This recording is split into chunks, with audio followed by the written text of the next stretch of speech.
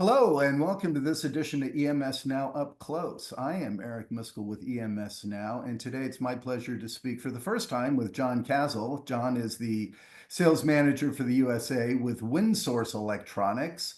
WindSource has been interviewed by me before. They're an Asian-based independent distributor with global branches.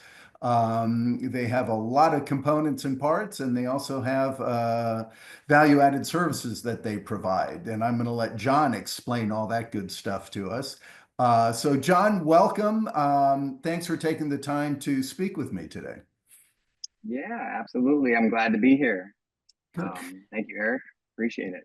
Yeah, listen, this is my first time speaking with you, and you're also here in North America in the US. So, why don't you begin by introducing yourself, say what you'd like to about yourself and your experience?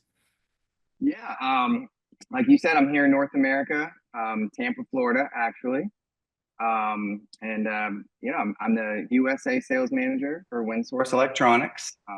Our corporate office is based in China, and been on board. Gosh, time's flying. Coming up on a year here, almost 3/4 of a year. But I've been doing this in the industry for about 10 years or so, and it's been an awesome time so far for OneSource, and I'm looking forward for this opportunity here to speak a little bit about what we do and how we're helping our customers. Perfect. Well, let's just dive in from there, should we? Why don't you begin by kind of introducing kind of WindSource's positioning, right? The positioning of the company and how its advantages in different in this kind of crazy global market that we all operate in. Yeah, we're really, our aim is to be fast moving, stay agile with our solutions that we provide. We're mainly helping with, could be end of life products, could be obsolescence, spot buy situations, fill in those gaps with the lead times that are coming from the factory channels. Obviously, we had a lot of those for a few years after the pandemic. And since then, we've kind of gone to more of a you know, cost conscious environment, but now we're shifting again a little bit.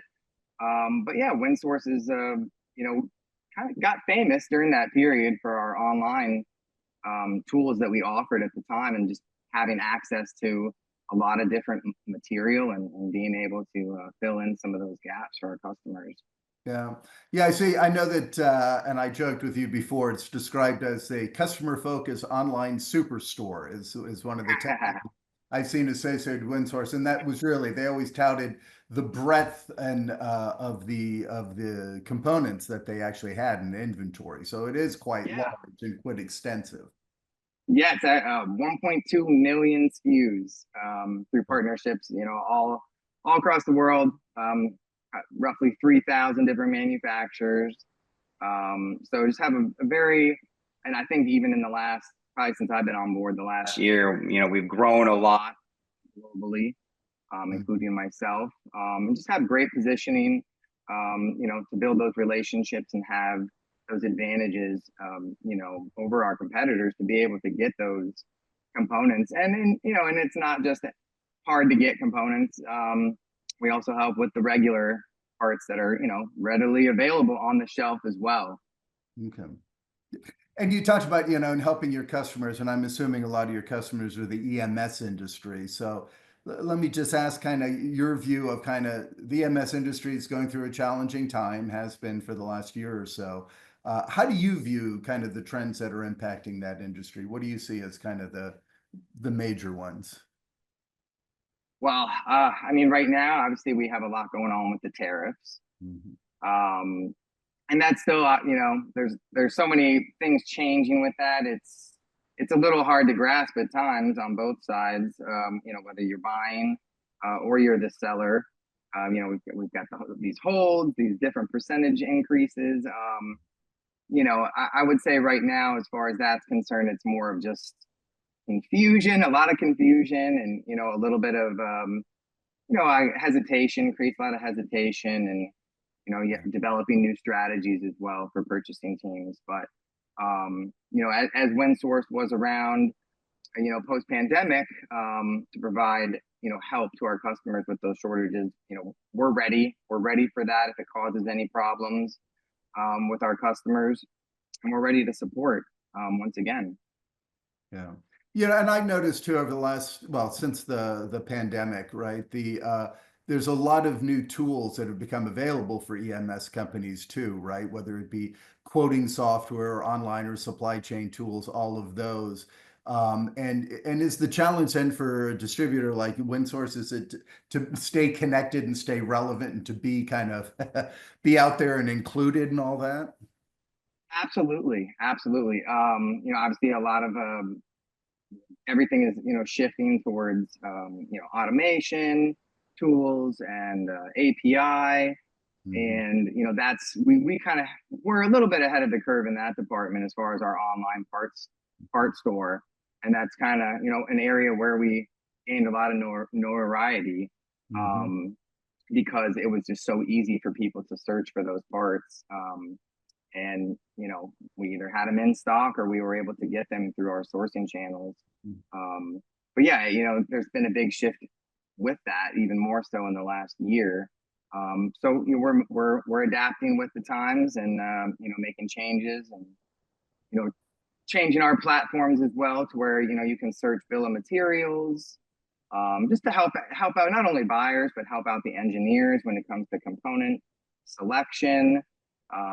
Knowing what parts to use and even where to get the parts when they're kind of in the beginning stages. Um, Right. yeah, Okay. Now, I know that WinSource is obviously, Asian based and headquartered in China, as you indicated, but you're also been expanding globally. It's evidenced by you being in US now, right? And helping them to grow yeah, their business yeah. here. So it's that real balance between kind of the China base and then also kind of localized services, right? So it's trying to meld those two and it's kind of speak to that. And also, how does that work in terms of where your inventory is? Is that all going to be then shipped from Asia over to here? Is it warehouse locally as well? Um, as you said, yeah, I'm here in Tampa, Florida. We have an office in California right now. We do have a few people out there, and we're constantly hiring. So if anyone out there is seeing this and they're looking for a job, go out there and look on LinkedIn. I know we're working hard to get new talent in, especially in North America, but also in Mexico, Canada, and then very large parts of Europe as well, where we're just Germany, Italy. So a lot of expansion and just getting the right people in the right places, and Mhm. kind of having boots on the ground, so to speak. Where we can help our customers. Not just be behind the email helping with the shortages, but if it getting our foot in the door, having to come in and talk and get down on that production floor and figure some things out, get our hands dirty a little bit more, so to speak. Right. So, but where's the inventory being warehoused primarily then? Yeah. Right now it's in Hong Kong, Shenzhen. Those are our primary warehouses right now. Um, Not sure how long, down the line here, but hopefully North America, I mean, Europe. I think we have some stock in India right now. That's the only place that we have moved, away from China as of right now. But I know we have a lot of things in the works as far as, having more warehouse, around globally, so we can, just be some more strategic. When it comes, obviously, with the tariffs, that's a big thing, and just getting the parts quicker and more accessible. Yeah, what I wanted to follow up on there is the issue of kind of supply chain collaboration and ecosystem kind of development that's going on. Kind of, it's been developing for a while, but it's also with the tariffs seems to be becoming even more important. Kind of, how does WinSource kind of approach those issues? Well, yeah, what we've seen, with the EMS companies today, it's not just about pricing. The last few years, it seemed to be just a really a lot about pricing. And there was a lot of parts on the shelf, a lot of excess stock. So pricing at that time kind of made sense.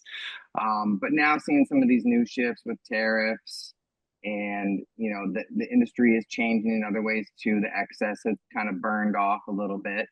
So it's not just about price. We're kind of seeing that shift towards more of like a collaboration, being able to more than just transactional, really. It's Mhm. aligning more closely with your customers. Being able to, get into their building and have those meetings face to face and just be able to really work through those problems, and work through those projects that they have. That's very important right now, just the timelines of Yeah, bringing the material in and having those project timelines accurately, yeah, quoted, and just not running into more issues. So, yeah. um, yeah, it's a lot of life cycle planning, lead time risk, part compatibility, just trying to offer smarter and more efficient solutions.